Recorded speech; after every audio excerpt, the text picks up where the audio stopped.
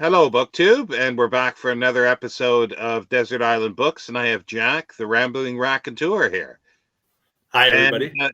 yeah, and tell us about yourself, Jack, and about your channel.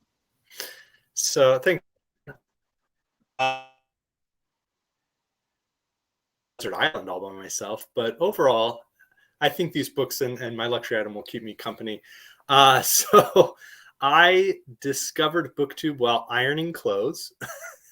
By day, I am a high school mathematics teacher or secondary mathematics teacher, and I've taught the physical sciences and mathematics for over 10 years now, and I really enjoy it. Really enjoy spending time with young people.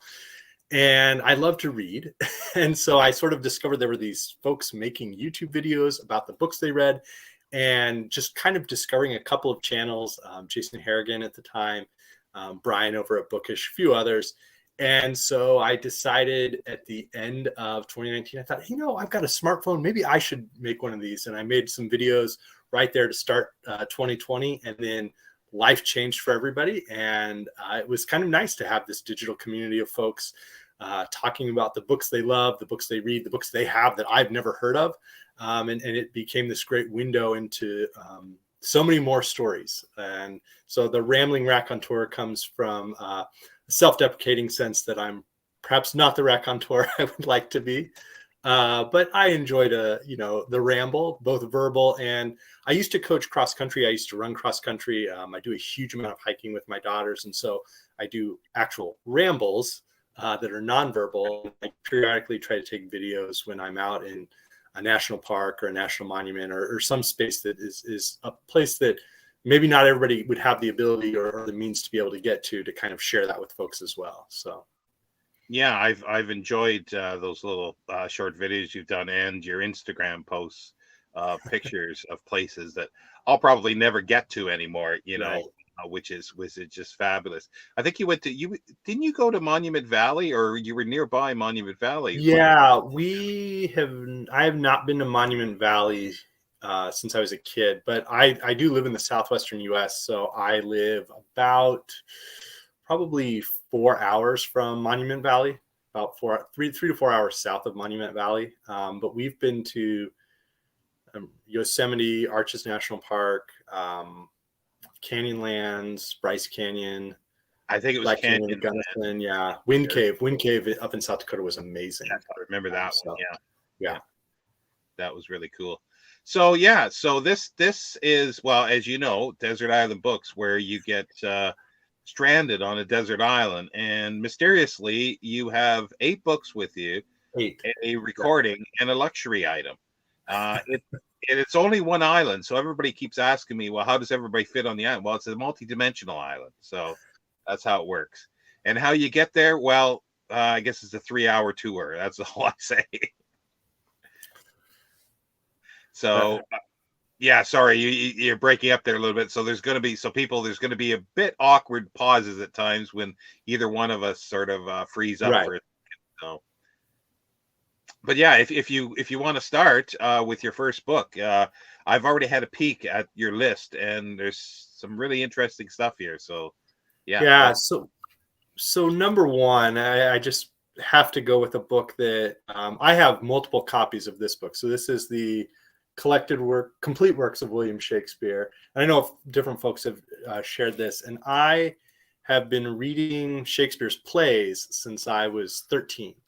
The first couple plays, I was very fortunate to be in a middle school, where in the grammar class, we got towards the end of the year and we had completed everything that we had to do with punctuation, capitalization. And the teacher had this love of Shakespeare, and she wanted to, impute that to the class. And so we did readings and staged some scenes of Macbeth and Hamlet. And I just was entranced. I had to be able to sit there and we read it in the, Elizabethan with modernized spelling, but in the Elizabethan English, the Jacobean English, and to experience that in a classroom with a bunch of 13-year-olds and a teacher who was willing to take the time. We didn't watch movies of these works. We sat down and she had printed out copies and we read through them. And, someone would be, Duncan, and we would just Lady Macbeth, and we would have a lot of fun. And Macbeth in particular was one that just kind of grabbed me. And so later on, we read, Romeo and Juliet and Tragedy of Julius Caesar. And I thought Caesar was interesting because I was interested in history and Roman history. And so there's just so much about Shakespeare that I enjoy. The characterizations I thought were really interesting. There's a quote, Don DeLillo, a writer from the 20th and 21st century in the US, had written about how fiction rescues history from its confusion. Ways in which I think Shakespeare was sort of one of the first of those people to try and rescue history from its confusions. Richard III was undoubtedly not the monster that is Shakespeare's Richard III, and yet Shakespeare's Richard III is this fascinating character that we can totally buy existing and are fascinated by, just as we're repelled by the character. And so just spending time with Shakespeare is something that I started doing. When I was in my early 20s, I sort of started at this habit of every year I try to read like one new play from Shakespeare. And I've worked through a huge number of his plays, even some of the ones that are less than stellar, like The Two Gentlemen of Verona. If I had anybody here on the desert island with me, I'd probably try and come up with The Two Gentlemen of Arizona. Much within Shakespeare, there are all these characters, there's all these worlds. And so being alone on an island, this is like the type of book you want to have, because you're not alone. You have all these characters. It would be fun to read them. And I've talked about the fact that I not only sub-vocalize when I read, but I sub-vocalize like voices in my head, which might be unhealthy. But that's something I could do on the desert island. It's something that delights my daughters when I read to them. I take on these different characters and these voices and try to have fun with that. And that would be something that I think could entertain me across some days and months there on the desert island with Shakespeare. I enjoy the comedies, I enjoy the tragedies, I enjoy the problem plays, and then you'd get into the sonnets. So, and I could think of certain, sonnets involving the Dark Lady of the Sonnets that I've read with my wife, and I don't know. I think I would feel like more positive in my circumstances on the island. No, that's a great way to learn Shakespeare. I think that way, like to act it out in the class rather than just be, here's the text, go home, read it, and then watch, and then we'll play a play or watch a film, and then don't even discuss it or anything like that. And that's how I sort of came to Shakespeare through high school, and Macbeth has become my favorite play, definitely. And when you say you sub-vocalize voices, is it voices of actors that or have you created these own voices for them? Yeah, both. So I grew up running in the pre-MP3 generation, so pre-iPod, but also pre-like MP3 digital player. And I wasn't going to go running around with like a cassette player Walkman in the 1990s and early 2000s. And so I would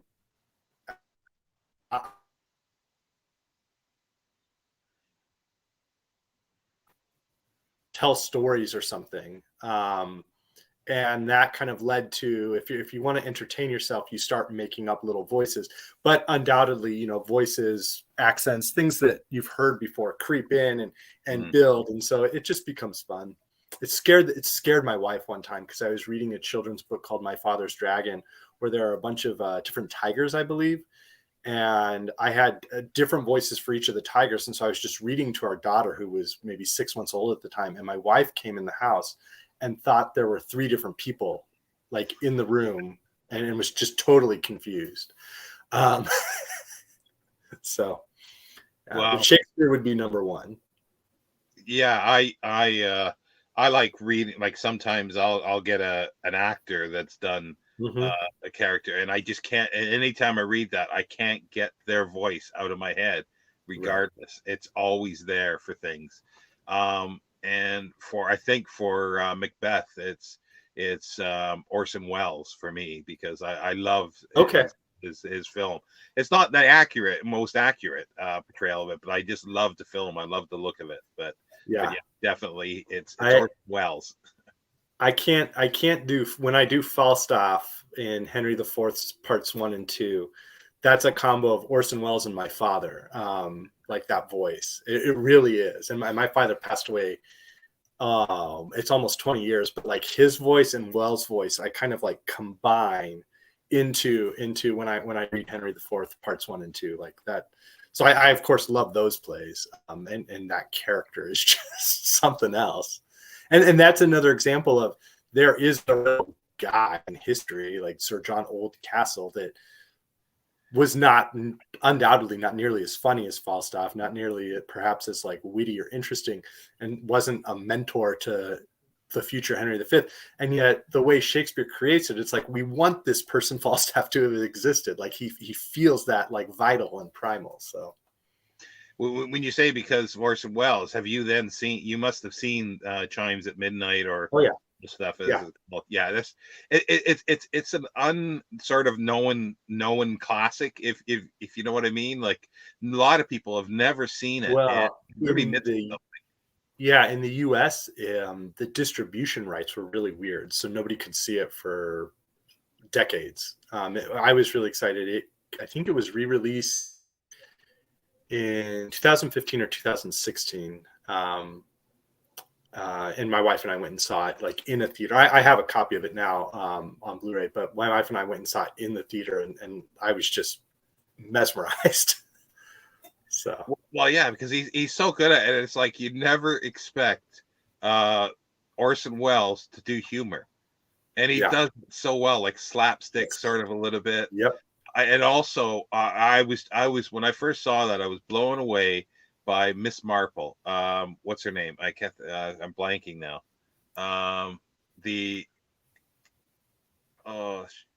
She's the one that's at the end. What's her name? Oh, Blythe. She's on Blythe Spirit. Margaret Rutherford. Margaret Rutherford. Yes. Yeah. I just, because I'd usually seen her obviously as the old Miss Marples, and then seeing her on there, and it's like, wow. This, just such a presence on the screen, and it was so great. But anyway, like I say, I haven't said, but we will digress occasionally on this. No, it's not going to happen. Rambling Raconteur shows up, and no digressions. Well, especially talking about film or something like that, and science fiction. Oh, we got a problem here, but okay, that's enough about film now. So a second book, this was kind of a tough choice. I was trying to really stick to the idea of like one volume, not, grabbing books that make up different volumes. But this is a great one to have as well. And this is the Viking Portable World Bible. So the Viking Portables are a series. They have these little ships on them. The really old ones. They came out in the 1940s. They started as a way that people in the U.S. Armed Forces during World War II and sort of the aftermath of World War II could have these, classics of literature, these little anthologies that could fit in like their pockets and in their backpacks. And this is one of the early ones they did, and it's this really cool anthology of major, religious texts, but also philosophical texts, ethical texts from a whole series of eight sort of belief systems. And so it includes the Christian New Testament, but also the Hebrew Bible or the Christian Old Testament. There are selections from that. There are selections from the Quran. But there are also, within the section on Islam, there are certain Sufi poems. Within Taoism, it's not just Zhu's Tao Te Ching. It also has other works, like the Confucius section doesn't just have the Analects, it has selections from Mencius. And so this is just a great volume. I had to tape the spines because this is just a work that I think, depending on my moods, I go to different places in it. And I think, they're alone on a desert island. There are times where you're in different moods. There are times where you want of characters to not feel alone, but there are other times where I feel like I'm reckoning with being alone, and reckoning with that sense of existence, that sense of purpose. How do I, generate my own purpose in a space that feels like it's purposeless? even survival, like, why does one choose to survive when there's perhaps no hope of rescue? Well, I think those are questions that I've tried to answer in my life, that I try to answer in my choice of vocation. But I think these texts could be useful to spend some time with. I've read it through more than once. I've read it through probably like cover to cover 3 or 4 times. And there are certain sections I just find myself returning to. And so this would be one to, I guess, savor and approach in the unique circumstance of being on a desert island. Yeah, I haven't seen a copy of that for I don't know how long. It's like it's something like until I saw it on your thing, I basically forgotten about it. Because I Right. used to have a copy, and there was another one, not of those, but it. I've been racking my brain to try to remember it, but it basically was it was similar to that, but Mm-hmm. not the text, but description of the history of each. Okay. And it was Okay. like a perfect companion Oh, to, I to, bet. to the book. And I can't remember what it was because it came up with a class that I did in high school on world religions, and it was the Okay. textbook we used, and it was fabulous, and it was something that I'd always kept, and with that as well, Mm-hmm. because they just worked, I thought, perfectly together. But yeah, that's a great, and the whole series of the that they did was really great. And the ones that they do now is there's a few, that they're doing now, but they're a shadow of what they were. Yeah. Well, the editors who ran the original Viking portables, I think they had a real clear mission. It was very sort of Western canon centric. And this is this is one of the rare exceptions of a book that's not like strictly European or US writers. But there were some cool volumes when Penguin took it on. And there were some cool like revisions, how they took the Russian reader and then turned it into a 19th and 20th century Russian reader, and really were able to like dig in the 20th century. That's a great volume. And then eventually they had the weird, goofy, like trade paperbacks that were white with like a color on the top. And there was a portable Western reader that was so. But now they put them in the black Penguin black spine trade paperback, but they've been able to find some cool stuff. Like I think the Charles Chestnut volume I thought was really, really good. I haven't seen that one. Okay. Yeah, that one collects some of his early stories, including his like conjuring tales. So he was writing in the immediate aftermath of Reconstruction in the South as a biracial man who had been like a practicing lawyer. And so he like really has this fascinating like background that he brought through with these stories that were very close to like conjure tales or voodoo tales or sort of like folktale type things. But then he also writes these realist stories, and he has a lot going on in his works. And sort of rescue him with a portable Charles Chestnut was great. The portable 60s reader was kind of like, I don't know. So, well, it's the 60s, so yeah. But it's a great one. The one that looks, I haven't seen it because I don't know if it's the same as the old one, is the Edgar Allan Poe one. I don't know if it's the same as the old one, or they done anything different, because the old one was really good. Yeah, they have a, I don't know if they've reprinted the portable Poe recently as like a black. I think there is. Oh, yeah, they have, okay. Because they also had a they had like Usher and Other Writings, I think, by Edgar Allan Poe. That was a black like Penguin classic. I think Jason actually showed that on his Desert Island Books movie. And the contents of those two are that the contents of that Penguin classic are different from the Viking portable Poe. So I'm not sure if both are in print or it's just one. I think there is a portable. I think they call it a portable Poe. I think. I thought I came across it, and I thought, oh, I wonder if that's the same.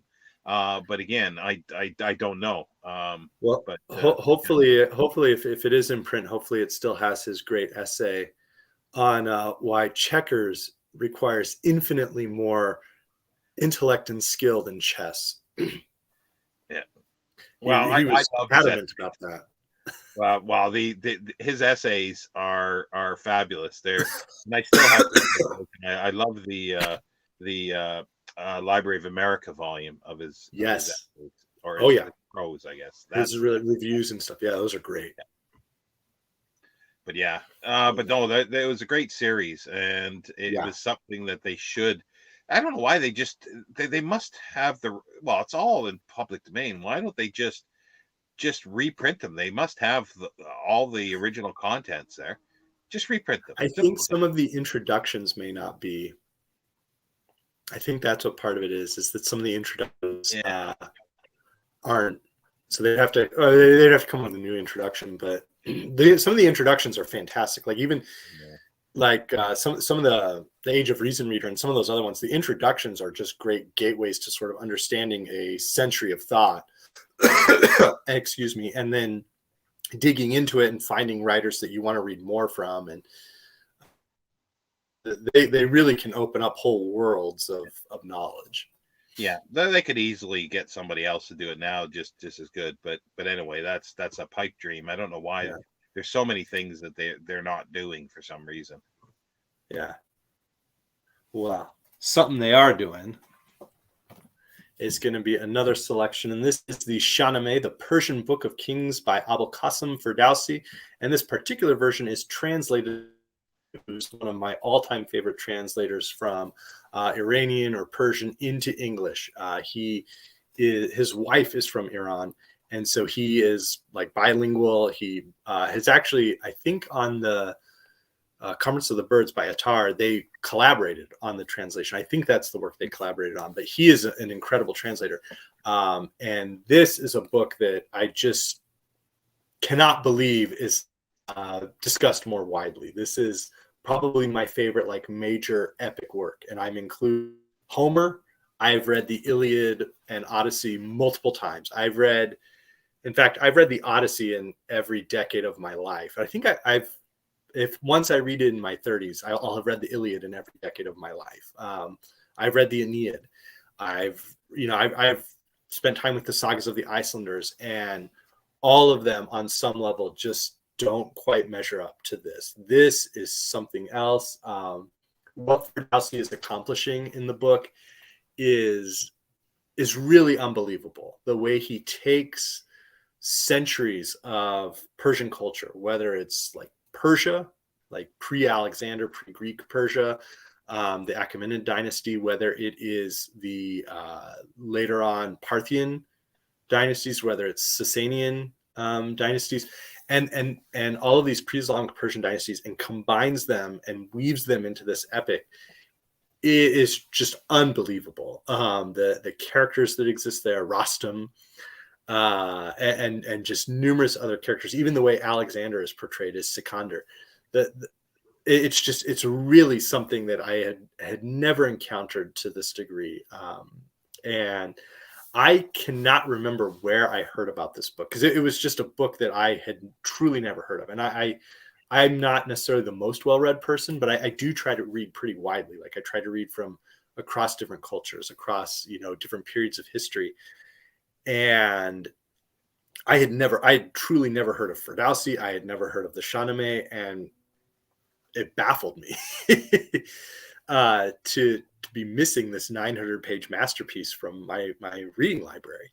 And so my wife gave it to me for Christmas a few years ago, and I just dove straight in and was totally entranced. It was such a compelling work, and it really launched me on trying to read just a whole wide variety of Persian writers, primarily poets, in part because Dick Davis has now translated so many different Persian like major works. He's done Gorgani's Vis and Ramin. He's done more recently Layli and Majnun by Nizami, which is the root for Eric Clapton's Layla. and so the fact that all this is suddenly now available is really something. And of all of those works, the one that I keep returning to, the one that I just can open it up and just drop right in, and there's something going on. There's something it's happening, and it's just a work that flows so well, has so many sort of like elliptical returns, and I absolutely love it. So this would be my epic of choice, edging out all the other big boys from the past. Well, that's the thing, as you say, it's easier to get a hold of now. When I first heard of that, sometime in the '80s, I think it was, I could never find a copy of it to read. I'm pretty sure Penguin never did it then, and I looked for it for a while, and I wanted to read it, and then every so many years, I had come across it referenced somewhere, but I could never get a copy, and now it's so easy to get, and I have it. Yeah, but I do have to rectify that. There's a few things that I definitely want to read, and that's one of those. That's on the top of one of the top of my list. So maybe next year or the year after for sure. Then there's a great, I think you've already had her on for Desert Island Books, Felicity, who has like the My House is a Library.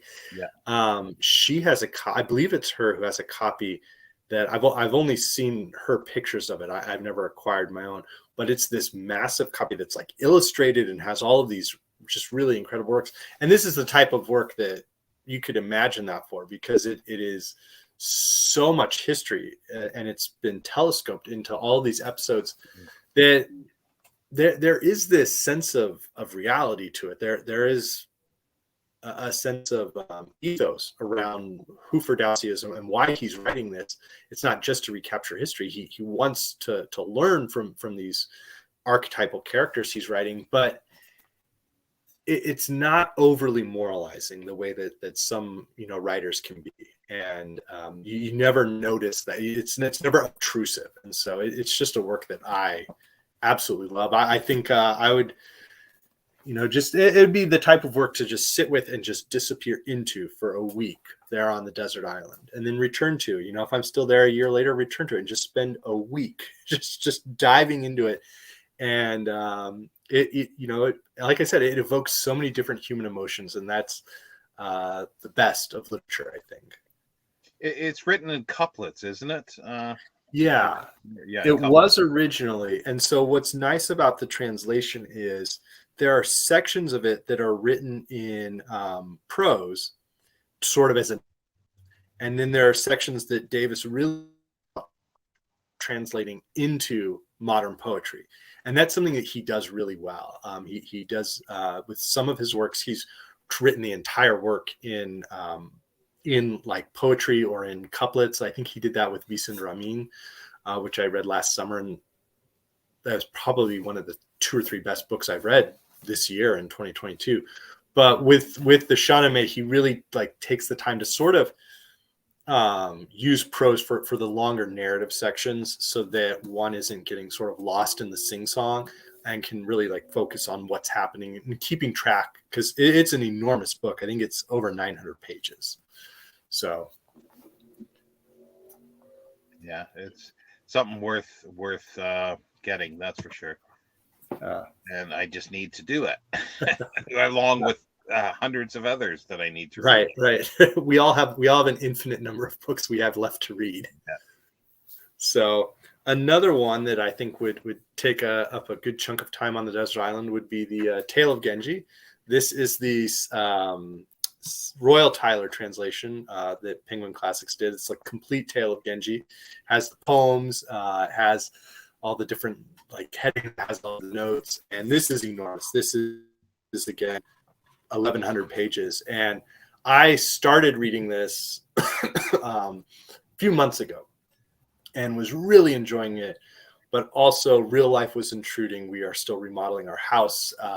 We're a couple of weeks away, hopefully, from moving in, and the school year started, and it just I had a whole series of things with trying to do childcare and transportation for my kids to their school, since we're not in our house. So I was losing about an hour per day, and it really just became like that was an hour of reading time I wasn't going to have.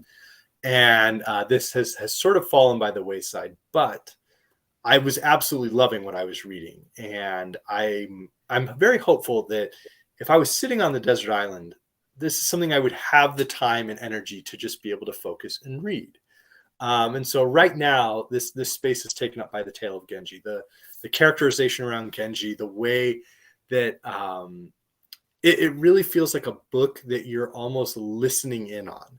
It's not a book that's sort of unfolding in front of you, or there are those books where the characters almost feel like they're shouting at you and you're in the room with them and you're in the maelstrom and it's all happening.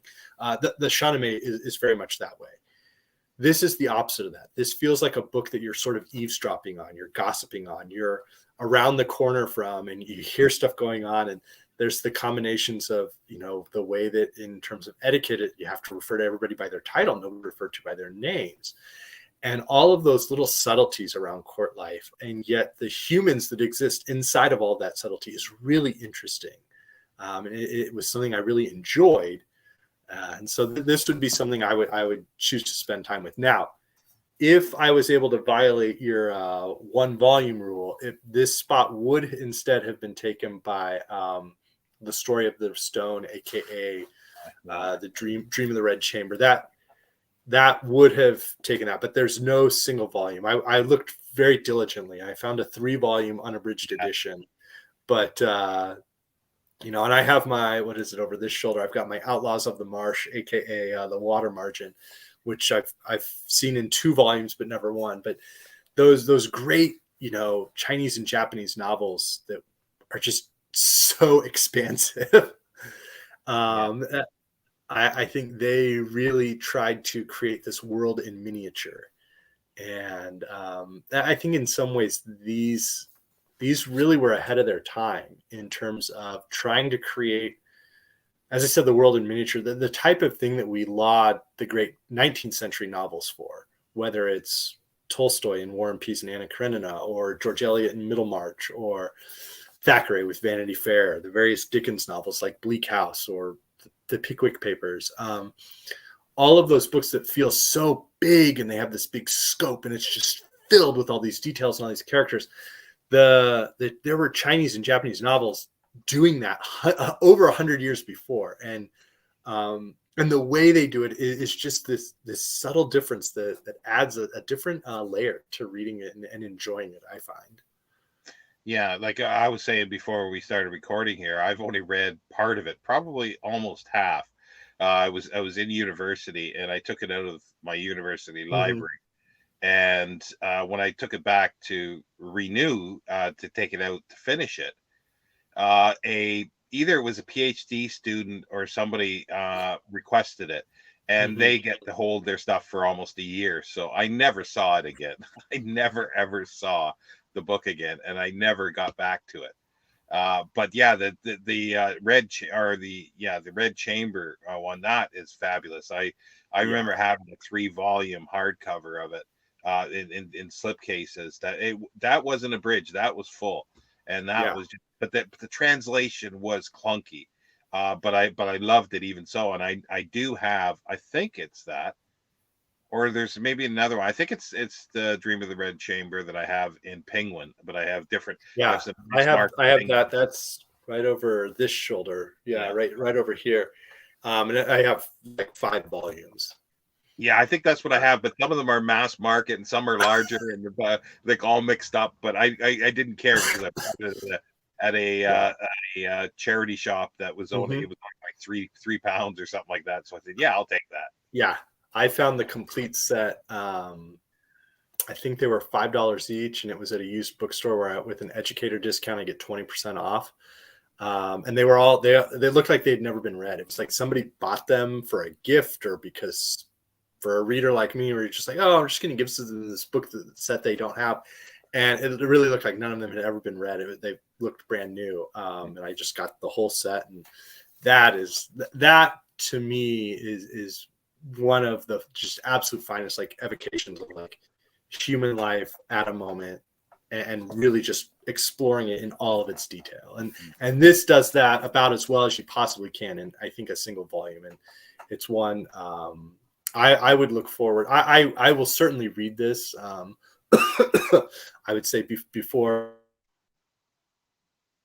age of 40, I'll have finished this book, and everything I've read from it has just been interesting. It's always an interesting book. I think that's something that hundreds of pages in is still an interesting book, like The Count of Monte Cristo, or those other great, big novels. That's a real achievement, and it's something to appreciate. And I think A Desert Island allows you to appreciate that. Yeah, well, I don't know if you saw the one I did. I decided to take. I cheated a little bit. I took one book, one novel, Les Miserables, but I took about 6 translations. Yeah. 6 different translations. So I stretched it a little bit. Well, I had a 21st century end around for Les Miserables, because that is probably one of my all-time favorite books, and I know it so well, like beat for beat. But you know how I found my way around that conundrum. Yes. So thinking about, infinite books and an infinite amount of time to read, and all the many books that we haven't read, I would also be bringing the collected fictions of Jorge Luis Borges. This is probably my single favorite short story writer. There are so many just wonderful stories in here. I first read this. I had read a couple of his stories when I was in my teens. But I got this in my very early 20s. I was maybe 21 or 22. I think I was 22 because I think I had just graduated from university. And I had, read some stuff from Borges, and I thought, okay, I had a coupon or something, so I picked it up. And I read through the first couple stories and just was amazed. I was like, I've never experienced anything like this. And I enjoy short story writers. I sort of joke about, we always celebrate the winner of the 100.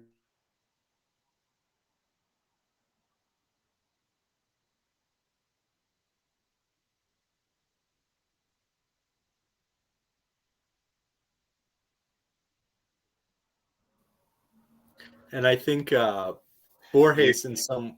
You broke up there for quite a bit completely. You were saying something about the 100, and then yeah. So I joke about short stories because I think so many people are like, oh, you gotta think about the big novels, which I've been doing, obviously. But I note that we remember and celebrate the winner of the 100-meter dash and the marathon. I think it's the same with short stories or great poems and those big epic novels. Like, it's okay to look at someone who's just an absolute master of the short story form, and Borges is that. I think his stories are so strange. They feel so close to the reality we live in, and yet there's always something that's a little sideways about it.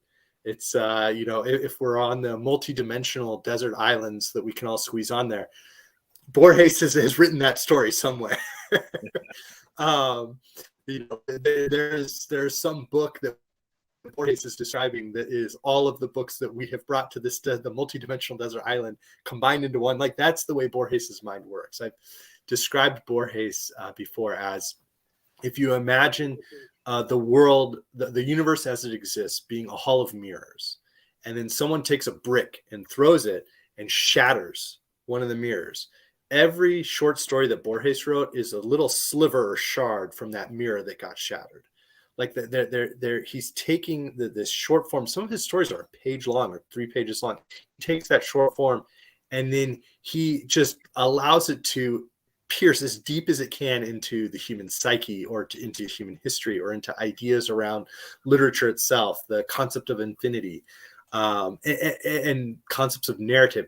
And he just cuts as deep as he possibly can and just sort of leaves it there for us to explore and examine and be like, wow, what is this? And I'm endlessly entertained. I find some of them truly like terrifying or horrifying.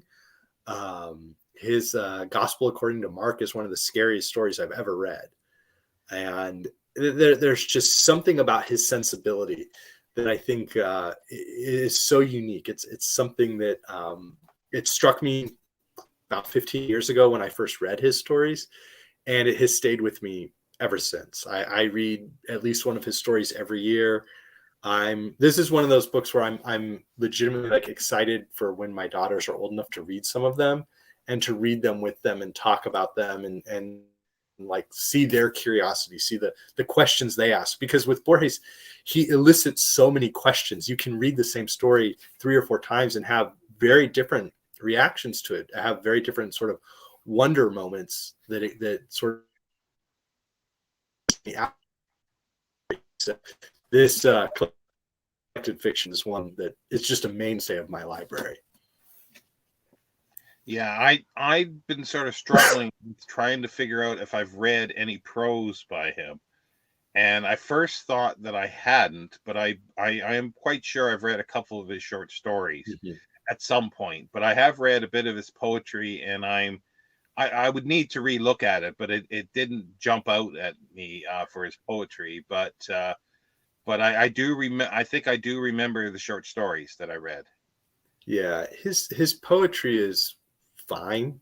I don't think it's the strongest example of poetry from South American writers. I think there are other poets. I would say for Spanish-speaking writers from the American continents, like Ruben Dario is probably my favorite Central or South American poet.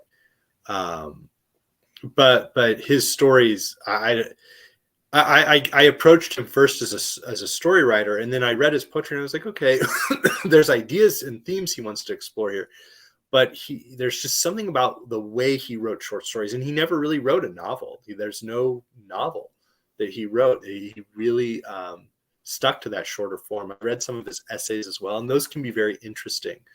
But he just goes to this other place when he starts writing the stories, and that is something I really, really enjoy. I might need, if I do, well, I will sometime pick that up. I'll need to probably redo my top 10 short story writers, probably, if I feel the same way as you do about him. That's for sure. So let's see, another one. So this is a writer that maybe this writer hasn't popped up yet. This is a writer that I think a lot of folks are familiar with, but maybe this work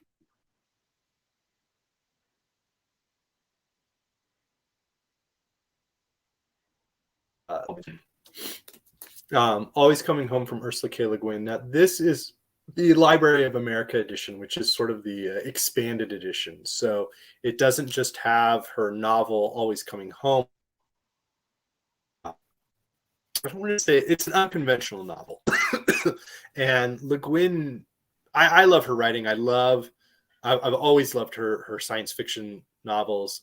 The way that she takes the academic sort of background that she grew up with her parents and their careers and their research, and then allows that to flourish in her novels, I think is really interesting. I think even when she has novels that don't quite land or work, the ideas, the questions they ask are always very probing. And this, I think, is just this sort of like secret masterpiece. I think a lot of folks, The Left Hand of Darkness, which is great, or The Dispossessed. Last spring, I reread The Word for World is Forest, and there are just so many very effective, like incredible science fiction novels she wrote. But Always Coming Home is interesting. It's sort of personal. There's this ecological catastrophe that's occurred, and that's something she's exploring in a lot of her works. But the way it's set up, it kind of bridges all of the different interests she had. So the novel, not too far from what Left Hand of Darkness is doing, is almost this anthropological report. It's not a novel proper with like this whole plot. It's rather, you're getting these fragments, you're getting this information. And I like those types of works that allow a reader to have to make some inferences, have to make some judgments, have to sort of be part of the process of the story. What are the choices that the writer makes, and what is the space the writer makes that we have to fill in? And then how does the writer challenge what we've filled in? It is always really interesting. And I think Le Guin was very, very skilled at that, of giving you something that was perhaps new or that felt very, very familiar, and then subtly shifting it to get the reader to sort of sit up and go, wait a second, why did I make that assumption about this character? Or why did I expect that? And the way it occurs in Always Coming Home, I think is just really interesting. But this edition is great because it provides sort of additional fragments. It's like if you enjoy the puzzle box that the original novel was, this has all of these different pieces. There's a couple of sort of missing chapters from a Kesh novel, and the Kesh are the people who survived the catastrophe there in California. And so there's sort of these extra fragments, and so it ends up being, I'm trying to think, probably about 300-400 pages of additional material. Wow. There's extra songs, there's like just different pieces that have been added in that make it, if you enjoyed Always Coming Home, this becomes the essential edition, because it sort of takes all of those features that made it such an unconventional and interesting work to spend time with and to sort of wrap your mind around and you sort of stick your mind into, and it gives you more to do that with, more to play with. So I think this would be, a sort of a puzzle book is a fun way to spend some time, I think, on the desert island. You get to be an active reader, not just a passive recipient of the novel. Yeah, I didn't know it had the extra stuff because I've always liked it. It to me sort of almost, like I always say, it fails as a story, like as your stereotypical story, but it's something else. It's something greater, because it, like, the whole, I remember the whole beginning being like, it's like almost you're reading a report, an anthropological report, and then you get some other background to what that is, and it sort of slowly builds up, and then you start realizing what they were talking about in the first section. But I didn't realize there's, like you said, 300 and some pages extra. I think it's close to about 200 to 300 pages of additional material in here. Wow. I mean, it's about double the length of the original novel. Whoa. I had no idea that was. So and I don't know that it makes it more. It's not more accessible at the beginning. Like, it's pretty much starts the same way. You're dropped in, you're like, what the heck is this? Like, what did I get myself into? I thought I picked this up from the science fiction section, not the science section. What are they pawning off on me? But if you sort of enjoy that and you like immerse into that world, it just has extra. It fills it in, it fleshes it out even more. And so and perhaps I choose that book from Le Guin because I've been rereading so many of her other masterpieces more recently. I've been kind of working.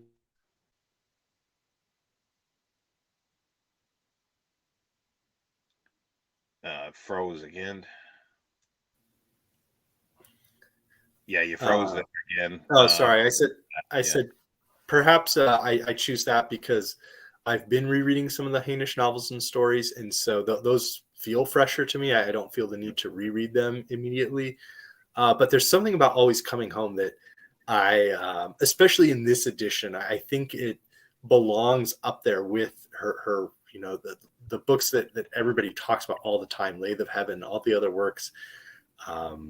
It's such a different reading experience. Oh, it is, because I had read a lot of her stuff in the 80s, and I didn't know about this one until an anthropology professor of mine mentioned it, and I go, oh, I never heard of that one. And so and I loved it. But I'm definitely going to be searching out this one here. I'm going to get the Library of America. I had no idea that they added all this material in it. Well, no, Sean, I'll tell you what, if you come rescue me from the desert island, I can let you borrow my copy. We'll talk about that later. I'll have to figure out. Well, with my 6 or 7 Les Miserables, I could probably build a raft for you. Yeah, there you go. There you go. So another work that feels kind of close to that one is an anthology, and has anybody brought this one yet? I don't know that anybody has. Dangerous Visions, the famous science fiction Is that a anthology. hardcover you've got? This is a hardcover with a dust jacket. Yeah. Wow. Yeah. I haven't seen one of those for a long time. Even book club editions. But all I have is the Masterworks. I've got the Masterworks. No, this is the book club edition, but this is a good one. And I think the contents of this are wonderful. I haven't read everything in this book, but what I have read has not been disappointing. I'll say that. There are, I think when this book was published, it was probably even more of a landmark. I think now it was. I was well before my time. I think my parents might have even been too young to have really appreciated this book being published when it first came out. But the writers in here were just tapping into so many different ideas. And I think they were writers who were very much tapping into this fusion of what was happening with technology and sort of what was starting to become possible versus what seemed very distant. They were tapping into what was happening with outer space. But they're also tapping into these different sort of twin currents of how is society changing, how is culture changing, and in many of them U.S. culture, U.S. society, but also how is what we expect from writing and what we expect from literature or a story, how can those be challenged, how can those be changed, and the results are outstanding. I mean, I love the stories and the novellas that are in Dangerous Visions. I think they're fun. I think some of them are, again, very dark, very scary stories, but they're fascinating. They are you're opening your mind to some really interesting worlds, some really interesting questions. I think they pair very well. They would pair very well with Jorge Luis Borges. It would be kind of fun if you had enough time on the desert island to sort of try and build a one-to-one correspondence of okay, this story from Borges is closest to this story in Dangerous Visions, and almost create this playlist of okay, this is your morning reading, this is your evening reading, and work through a cycle that way. But I don't know. Is there a particular story in here that's a favorite of yours, Shawn? It's a long time since I've read this. I'm just sort of looking through here again. I should start reading this again because David Wiley is doing a reading of this every day for December. There's just so many good ones. Isn't there Philip Jose Farmer in here? Yep, he has Riders of the Purple Wage. Yeah, that I remember is very strange. That is basically, I tried to describe that to somebody as that is basically a science fiction version of Finnegan's Wake. Yeah. I do like him, and I've been talking about him sort of recently because I've started back into rereading him. And I have not read everything by him, but I've read most of his novels, and I'm starting to pick up when I can see some cheap copies of things. And I remember that one, and I think this the Larry Niven one, the Jigsaw Man, as well. Yeah, that one's good. Yeah. Damon Knight, shall the dust praise thee? Yeah, Damon Knight, shall dust praise thee is great. Yeah, I think I remember that one. Yeah, like I say, I've got it here because I was going to start with David Wiley. He started it a couple days ago, actually. So I'll see if I can catch up on that. It's to read one story a day, I think, for the whole month. Okay. Yeah.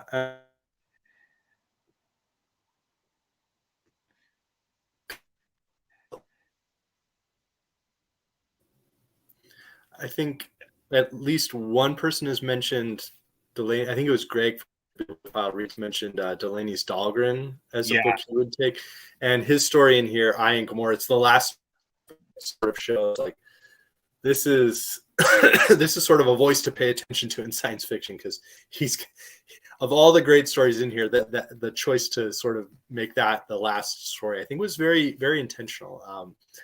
This is someone to sort of be a touchstone for where science fiction could be going in the next decade. Yeah. Go ahead. To breaking up there again. Oh, sorry.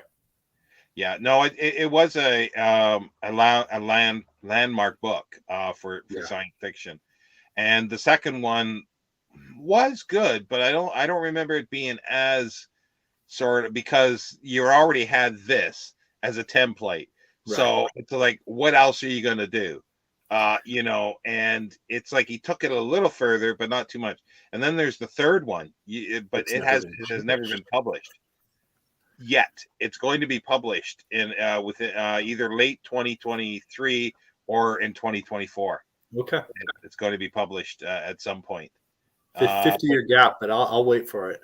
Yeah, and I think they're redoing each of these as well. That's before they Okay. get to that. That'll be But good. and it'd be nice. I'd love to have these in hardcover, but yeah, it's hard to get. Like they're kind of expensive. Like even the book club edition. But you Yeah. mentioned Samuel R. Delaney. I really like him, even though his stuff is just warped out of whatever. It's like, what drugs has he been on to write this stuff, and Yeah. he's consistently that way. But Dahlgren I really like. I reread that earlier this year, and I thoroughly loved. Like it took me a long time to say, is it good? And finally, yeah, it is a great book. It's fantastic. And you're talking about a puzzle book. That's a puzzle book, Yeah. but it's a puzzle that's never meant, I don't think, to be No. to be solved.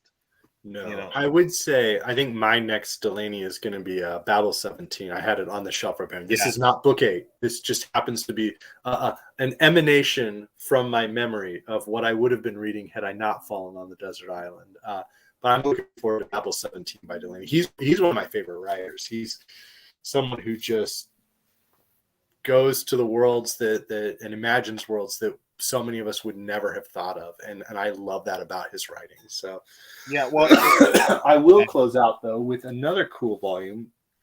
So this is another Library of America book, and this is an anthology. This is the African American poetry anthology they published. I want to say it was in 2020.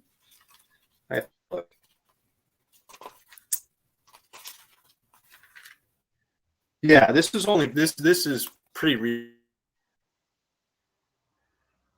a really interesting anthology. I was sort of curious about it when it was announced. It was, okay, what's going to be in it? But it really is a solid anthology. And I have been reading poetry like of my own volition since I was probably 21.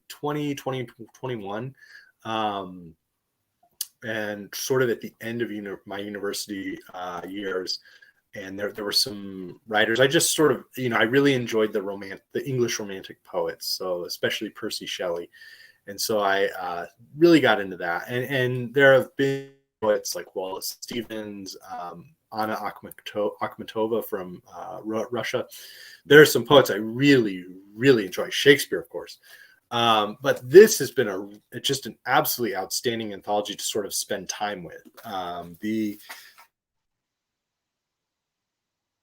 It includes poetry in the form of song. So it has sort of, very old poems that date back to the end of the 18th century.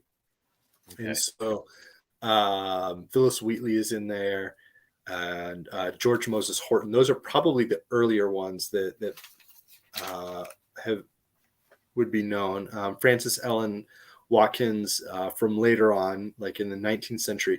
But it really picks up with the beginning of the 20th century. So there's a huge selection from major Harlem Renaissance poets. So Langston Hughes comes in, and numerous, what's his name? Claude McKay, who's sort of had this massive renaissance as a writer. Some of his novels, like Romance of Marseille, was finally published 80 years after he wrote it. Yeah. And it was one of the best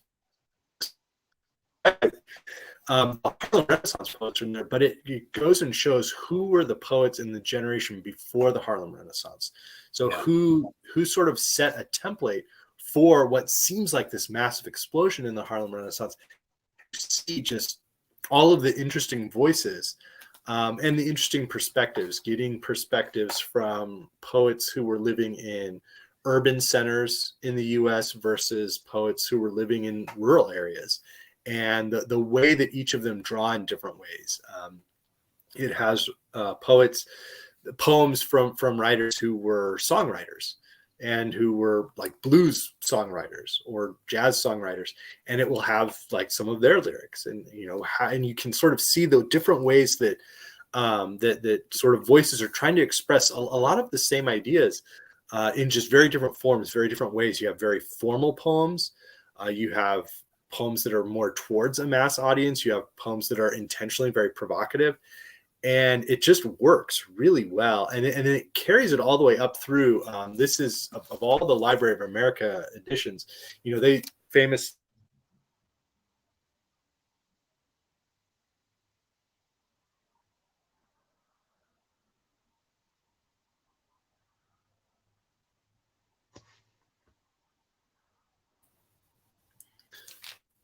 Yeah, you cut out there at famous.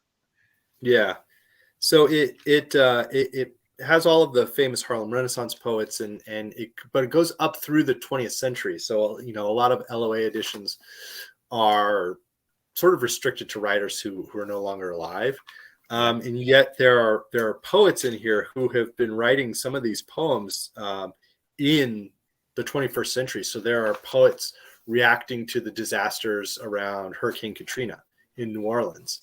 And when you sort of draw this through line of poets expressing sort of life in New Orleans culturally, and then poets who are there sort of as New Orleans is this hotbed of jazz and innovation, and how does that reflect in the poetry? And then later on to now that New Orleans is sort of this cultural capital, but isn't necessarily a place of new wave music or anything that's happening. How are poets reacting to that now? To in the aftermath of this disaster in this same place, how are poets reacting? And so you can draw some really interesting through lines. And this is one that I have really enjoyed. It's one I've been able to read selections with my daughters. They sort of enjoy poetry at their age and the rhyme. So this is just one I've again thoroughly enjoyed. I think I have not read every poem in it, and this would be a great chance to just sit down and have some time with that. Oh, it sounds really good. It's definitely something that I'm going to get, because I'd never heard of it until I saw it on your list. And it reminds me of, there's at least two other, or is it three, other collections that the Library of America have done on American poetry, sort of, chronological. 19th century, and then maybe 20, or they even go before that, I think. Yeah, they have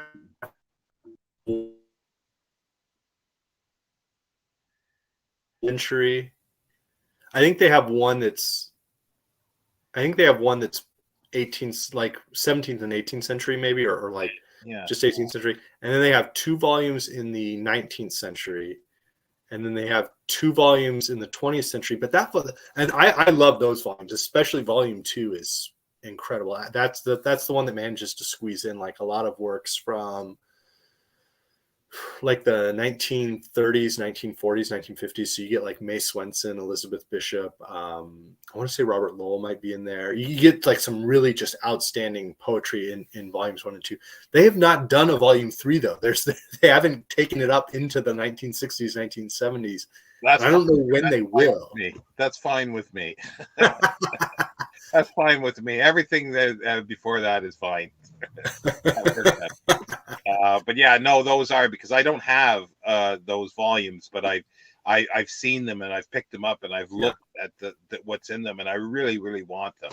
And then those are really good. Yeah, those are really good. And I think some of these poets were in there, but I would think so. Many were not. Many were not. So this definitely acts as like a great sort of addition to anybody who already has those ones. So I have no doubt that James Baldwin, I guess, is in that one there too, because I like his poetry. I've got a collection of it. And James Weldon Johnson is in here. He's part of that.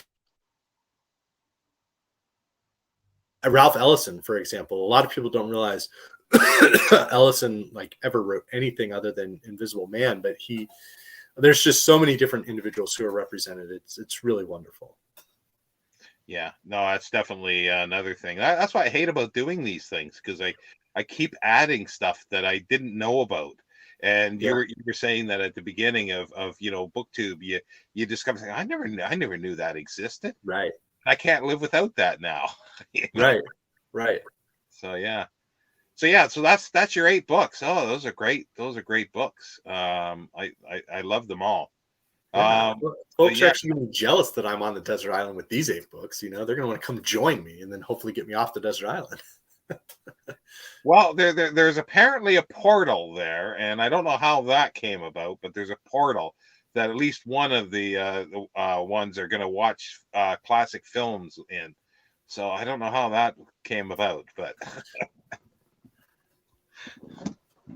yeah. So we got music now, and then we're gonna scroll back to Victor Hugo here for a bit. Yeah. So you mentioned, of course, Les Miserables, and that is one of my all-time favorite books. I have the Christine Donifer translation up next to read. Yeah, I haven't read that yet, and I do want to read it. And it's about 100 page more than Yeah. the previous one. And I'm going, where's this material? I don't know. I'm looking forward to it. And I mean, we've rambled on long enough. I've rambled on long enough, plenty, but my mind enjoys the digressions. So I'm the person who, when it gets to Hugo's massive description of the sewers of Paris and the cloaca and all that, I think it's fascinating. I'm like, oh, this is such a great metaphor. Like, oh, wow, he's doing so many interesting things here. Like, this is fantastic. And of course, other people like want to throw the book. Yeah, well, it's like, the history of the convent, Waterloo. It's just like everything, the history of the hair shirt, sort of. Yeah, I love it. Give me more. I want to spend time with this. Like, this guy's got a great mind. So, Les Miserables is one of my favorite books. I was actually, the most recent reading of it that I did, I finished the morning of the day our second daughter was born. So I had been reading it. I read it, and I like to do this with works from like the 19th century. I read about 100 pages a week, so that I kind of imitate the way in which it would have been serialized. And so it takes me, a couple of months to read the novel, but that's kind of how it was written to be read at the time. And I really just get to savor it. And so I had finished Les Miserables like on that day, and then our daughter was born several hours later, when we went to the hospital and my wife had our daughter. So it's one of my all-time favorite books. Our older daughter, this is sort of a great Thanksgiving memory. Our older daughter, when she was a year and a half, we had been like decorating for Christmas or something. And so we had a bunch of pillows out, and our Christmas pillows and our regular pillows, on the couches and chairs and stuff. And I just had the film adaptation on. And when they start, build the barricade, and they start throwing everything, she's a year and a half old. I think she was maybe 19 months old. She jumps up off the couch that she's been sitting on. She's barricade, and like mumbling barricade and shouting barricade and going and grabbing pillows from all around her house. And I have a video of her doing it midway through. I like stopped what I was doing and started, this is just precious. And she grabs all these pillows and goes and like sets up these pillows up on the couch, and then grabs a blanket and gets up behind it and sits behind it, and then sits there, like smiling that she's helped build the barricade. Wow. And it became this thing that she would do when she was between the ages of 1 and 2. She would decide it was time to, instead of building a fort, she wanted to build a barricade. That was her first like 3-syllable word. And she would build a barricade. She would get her like stuffed Elmo and her stuffed Minnie Mouse, and they would be there at the barricade too. And it was this wonderful thing. So one of the albums we listen to on road trips frequently is the Les Miserables Complete Symphonic Recording. And this was recorded in the 1980s as the musical was just becoming this overwhelming success. The vocalists, the vocal actors and actresses who had been performing the musicals, but they also brought in some international cast members. So the actress who sings the role for Eponine was Asian. I want to say she was Japanese, and she had learned to use the International Phonetic Alphabet to sing all the lyrics for her parts. And so there, it's just the vocals are outstanding, but the production is incredible because there's nobody trying to worry about, like, the Broadway recording has fewer musicians because of like union rates in the US versus the London recording. There's just these differences. So they have all this instrumentation going on. It's not filmed before an audience, so it's not being acted and sung. It's all about the music.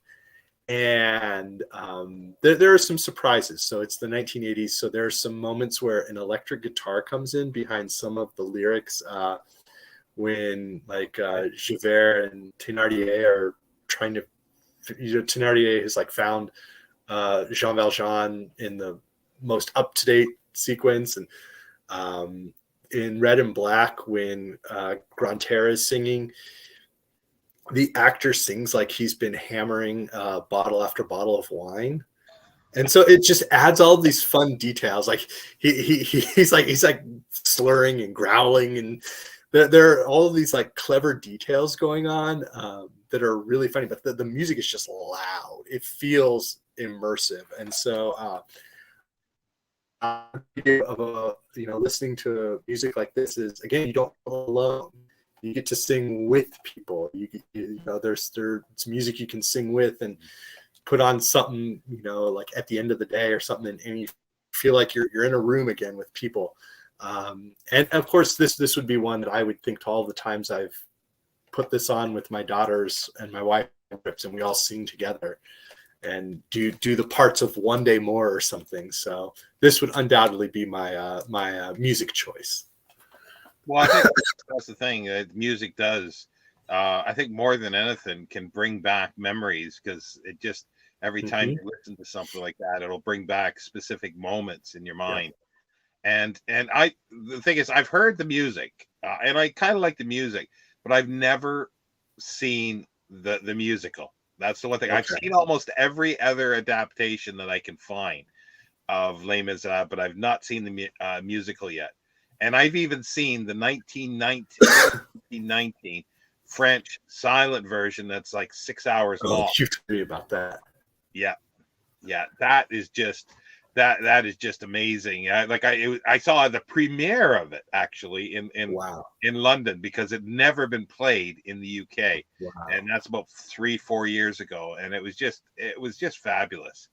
It's one of the best things that I've ever seen. There's like 3 massive silent films that I thoroughly love, and that's one of them. And I just wish they would put it out on Blu-ray. What are the other 2, out of curiosity? Films? Yeah.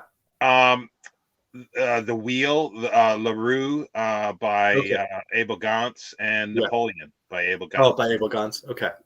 All right. I figured Napoleon would be in there.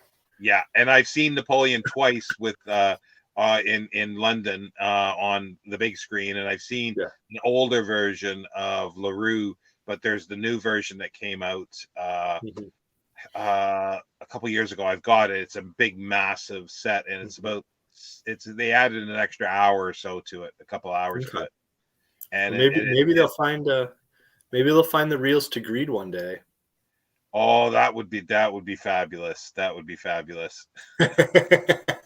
I dream about that. Well, it's Kevin Bronlau says there's a possibility, like he thinks that there's a lot of stuff in Cuba that's hidden in archives that haven't, not hidden, but just haven't been found. It's like in Argentina, they pulled out the extra stuff for Metropolis, but they've actually found, and that's the thing, they found the extra material for Napoleon in France. It was labeled up, and they thought it was something else.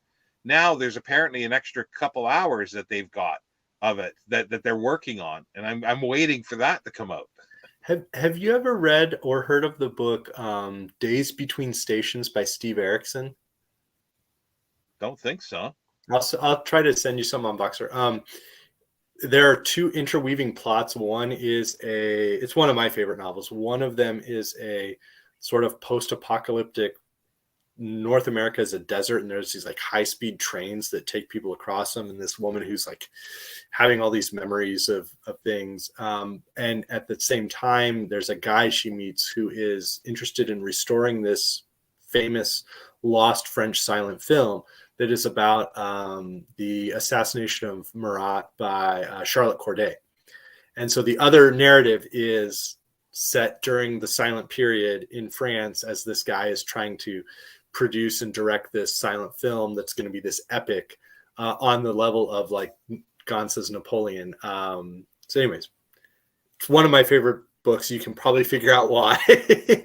And it's the way that the silent film process and the concept of silent film is described in the book is just wonderful. So I definitely want to know about that. Yeah, do send me the details.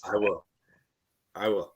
So we now, right. like I told you, we'd be digressing occasionally into film and just a little bit. A little bit. So now, your luxury item. Yeah. So my luxury item. This was tough because I thought about different things. I actually thought for a while about trying to be like practical Jack, and trying to get a really big piece of canvas that could be a tent or a sail if I'm going to escape. And I thought, well, I'll accept the reality of being on the desert island and try to just be optimistic and make the best like life possible on the desert island.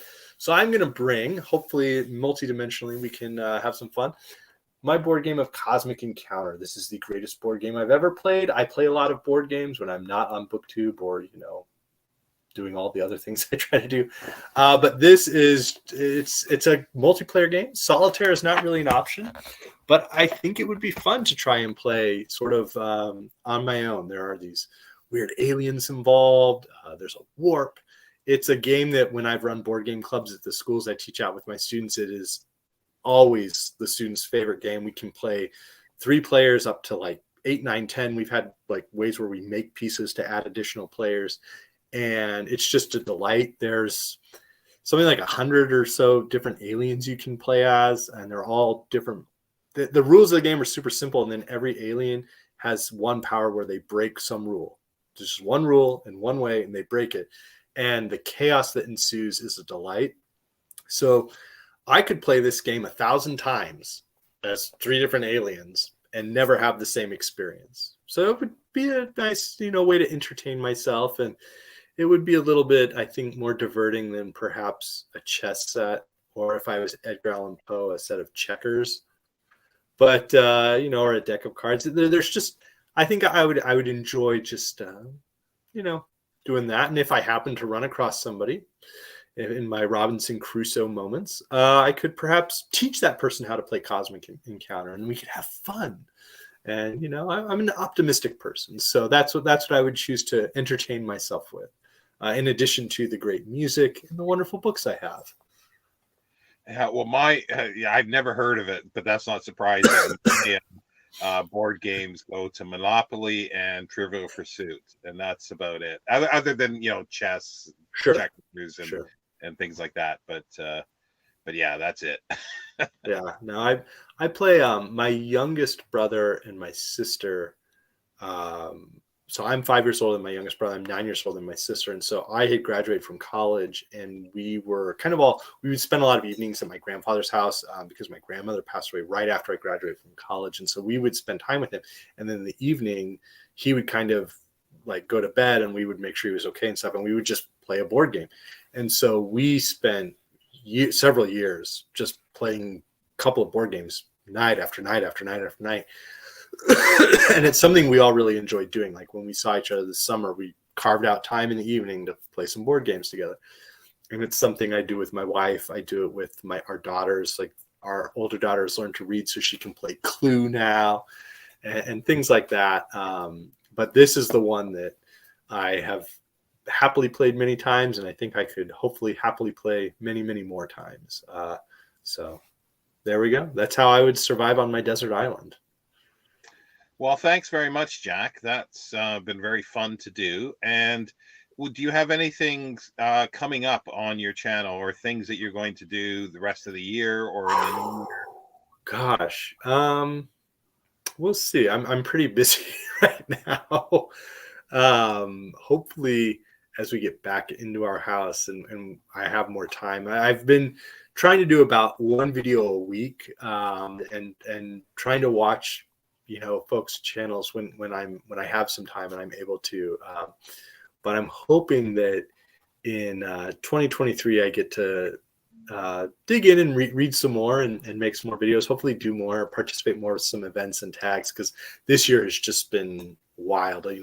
We've been remodeling our house for several months and traveling and such. So I don't know if there's any definite plans. I will say one thing though, that you've sort of stimulated my thoughts for, and this came from an exchange where we were talking about like the books that had to be here, and I tried to think if there was a way where I could cheat, if you recall, and say, well, is there a desert cave on this desert island?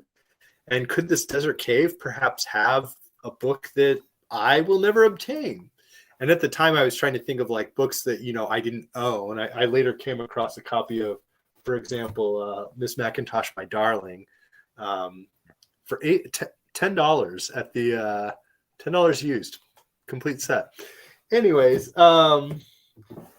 I was thinking, I could say I'm going to take all these books that I don't actually own and therefore haven't been able to read, and I'm going to hack it that way. But I thought it would be fun to have sort of a jumping off from the Desert Island books to what I'll call the Desert Cave books. And those would be books that I stumble into a desert cave that has preserved texts.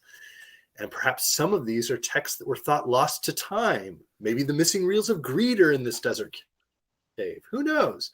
But I'm hoping to do that tag sometime in 2022 and maybe get some other folks hear what they have to say, because I've got a little list going, but that's probably the last fun one I'll be able to do this year. Well, that's kind of cool. You could do something like this too. You could do a whole series. That's a good idea. As well, and it'll be call it Desert Island or Desert Cave books or something. Yeah, there we go. All right. Anyway, thanks very much, Jack, and stick around for a few minutes once we finish here. But thanks everybody for watching again. And these seem to be getting longer, but that's not my fault, not at all. So we'll see you next time, everybody. Bye. See you later.